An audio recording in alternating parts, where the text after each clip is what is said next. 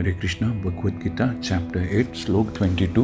श्री भगवान उवाच पुरुषः स परः पार्थ भक्त्या लभ्यते अनन्यया यस्यान्तः स्थानि भूतानि येन सर्वमिदं ततः। श्री कृष्ण भगवान कहते हैं कि भगवान जो सबसे महान है, अनन्य भक्ति द्वारा ही, शुद्ध भक्ति द्वारा ही प्राप्त किए जा सकते हैं। हालांकि वे अपने धाम में विराजमान रहते हैं तो भी वे सर्वव्यापी है और उनमें सब कुछ स्थित है। The supreme personality of godhead who is greater than all is attainable by unalloyed pure devotion. Although he is present in his abode, he is all pervading and everything is situated within him. यहाँ पर स्पष्ट बताया गया है कि जिस परम धाम से फिर लौटना नहीं होता है वह परम पुरुष कृष्ण का धाम है। It is here clearly stated that the supreme destination from which there is no return is the abode of Krishna, the supreme person.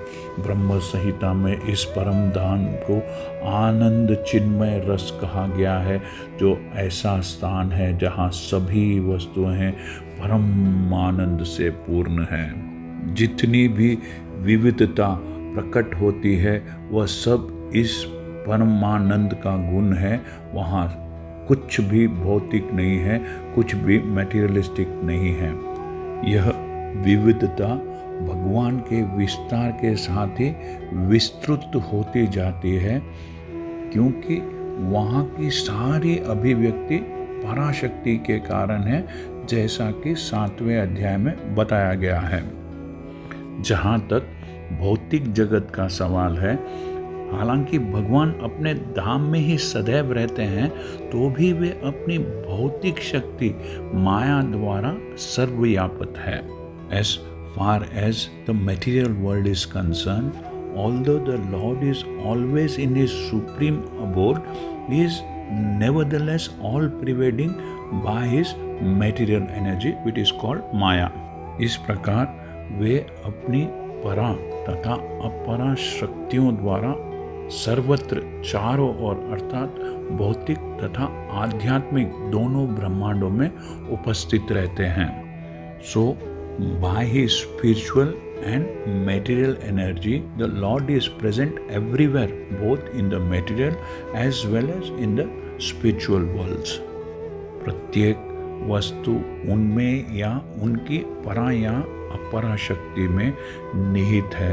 इन्हीं दोनों शक्तियों के द्वारा भगवान सर्वव्यापी है। कृष्ण के परम धाम में भक्ति के द्वारा ही प्रवेश संभव है। किसी अन्य विधि से परम धाम की प्राप्ति संभव नहीं है।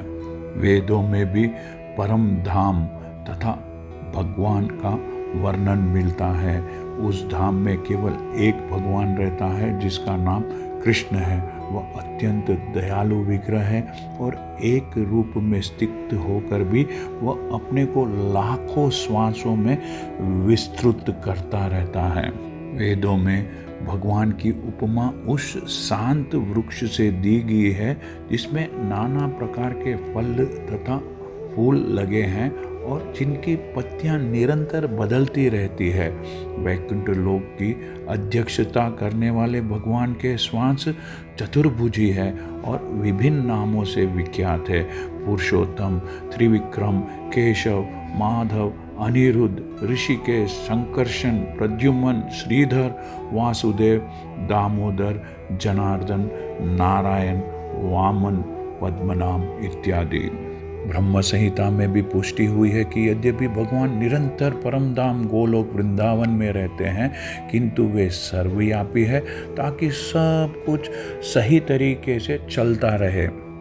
वेदों में भी कहा गया है कि परमात्मा की शक्तियाँ इतनी व्यापक है, इतनी फैली हुई है कि वे परमेश्वर के दूरस्थ अर्थात परमेश्वर से दूर होते हुए भी दृश्य जगत में बिना किसी त्रुटि के इस यूनिवर्स में बगैर किसी गलती के सब कुछ सुचारू रूप से सही तरीके से संचालित करती रहती है।